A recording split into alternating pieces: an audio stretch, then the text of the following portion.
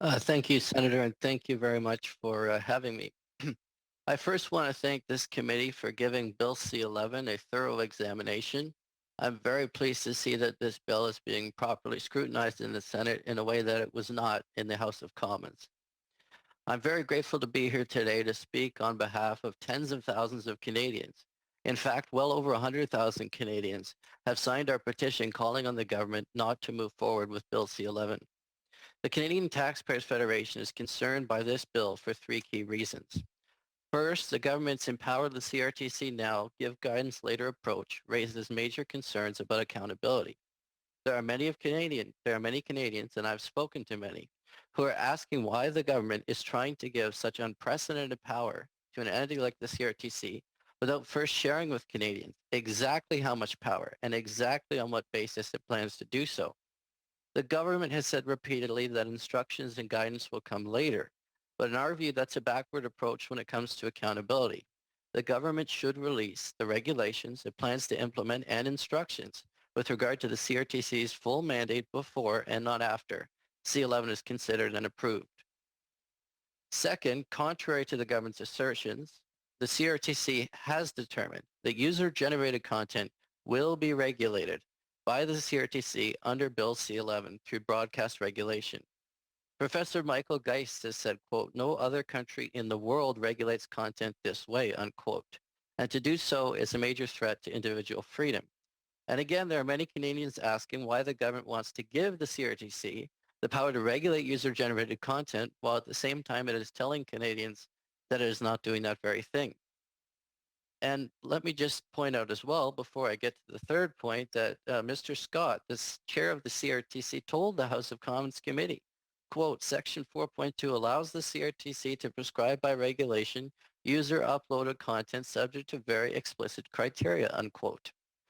And I believe that the very fact that user-generated content would be on the table demonstrates that this bill is not just, as the minister and others have suggested, all about Canadian culture. Third, we think this would set a dangerous precedent for the future.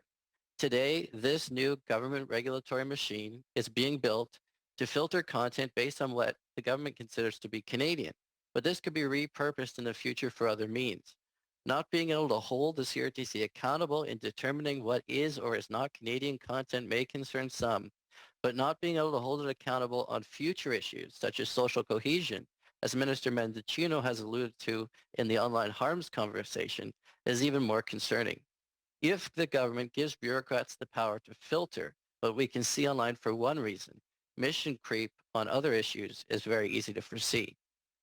There are also deep concerns about the process of this legislation, the lack of debate in the House of Commons, and the government failing to genuinely listen to Canadians. We saw well over 100 amendments voted on within a single day without politicians having a chance to even fully understand them.